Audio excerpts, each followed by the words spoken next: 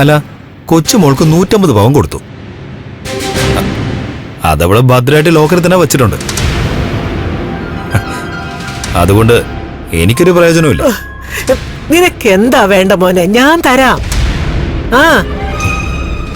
അല്ല, നിങ്ങൾക്കൊരു വീടും പറമ്പും ഇല്ലേ? അത് എന്റെ പേരിൽ എഴുതരോ?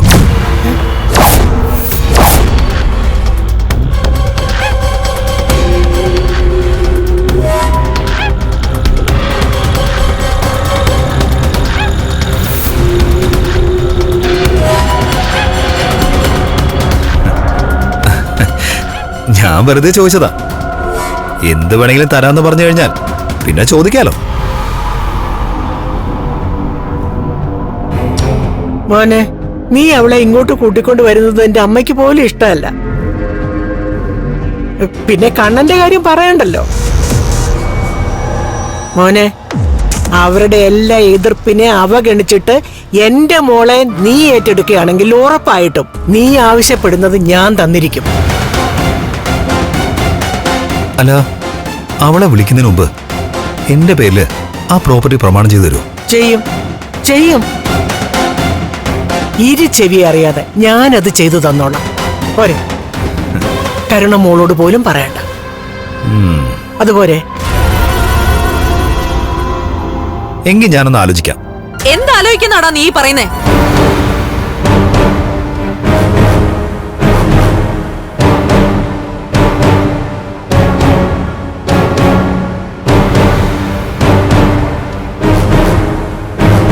ഇവരുടെ കൊച്ചുമോളെ വിളിച്ചോണ്ട് വരാവുന്നാണോ? അതെനിക്ക് ഇഷ്ടമല്ല. കണ്ണനും അത് സമ്മതിക്കത്തില്ല. പിന്നെ നീ വെറുതെ വാഗ്ദാനങ്ങളൊന്നും കൊടുക്കണ്ട.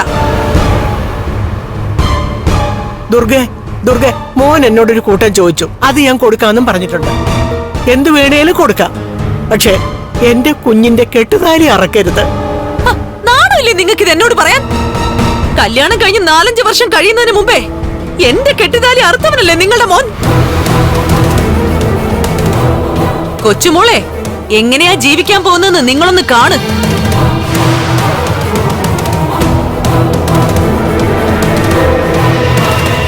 മോനെ ഉണ്ണിക്കുട്ട, നിന്നെ വിശ്വസിച്ചാ ഞാൻ പോകുന്നേ. ചതിക്കല്ലേ മക്കളെ? ചതിക്കാൻ മാത്രം അറിയാവുന്നവരാ ചതിക്കല്ലേ എന്ന് പറയുന്നത്. നാണം കെട്ട വർഗങ്ങള്.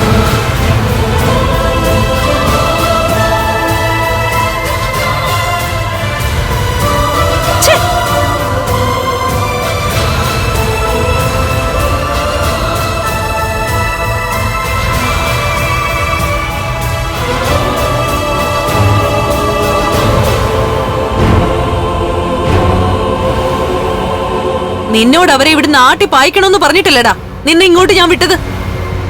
പിന്നെ നീ എന്തിനാ അവർക്ക് പ്രതീക്ഷ കൊടുത്തത്? കണ്ണേട്ട നോക്കാനായിട്ടാ അമ്മ എന്റെ അച്ഛന്റെ 2ാം ഭാര്യ ആയിരുന്നു. എന്നിട്ട് അമ്മയ്ക്ക് ഒരു തുണ്ട് ഭൂമിയെങ്കിലും കിട്ടിയോ? ഇവിടുന്ന് കണ്ണേട്ട ഇറക്കി വിട്ടാൽ തല ചായ്ക്കാൻ അമ്മയ്ക്കൊരു ഇടമുണ്ടോ?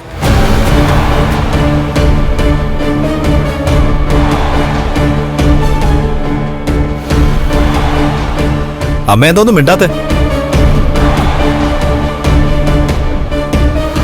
എന്നാ കേട്ടോ, അവളുടെ മുത്തശ്ശിയുടെ വീടും പറമ്പും നല്ല കണ്ണായ സ്ഥലത്താ കിടക്കുന്നത്. അവളുടെ കുടുംബ സ്ഥലത്തെക്കാളും നല്ല സ്ഥലത്ത്. ഞാൻ കല്യാണം കഴിഞ്ഞ് അവിടെ പോയതാണല്ലോ. അതെന്റെ പേരിൽ എഴുതരാന്ന് അവര് പറഞ്ഞിട്ടുണ്ട്.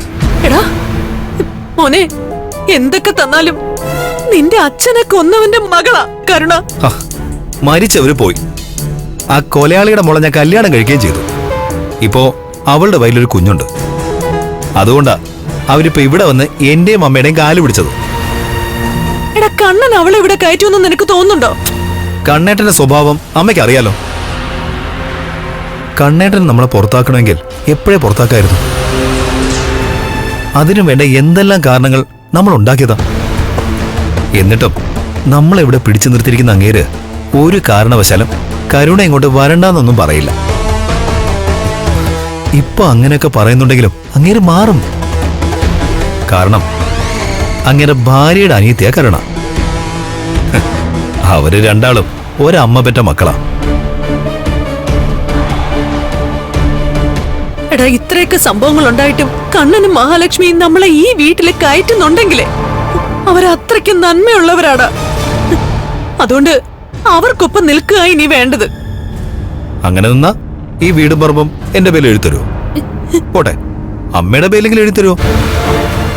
എനിക്കിനി സ്വത്തിനോടോ സ്വർണത്തിനോടോ ഒന്നും ഒരു മോഹവും ഇല്ലടാ. ആ, എന്നാൽ എനിക്കുണ്ട്.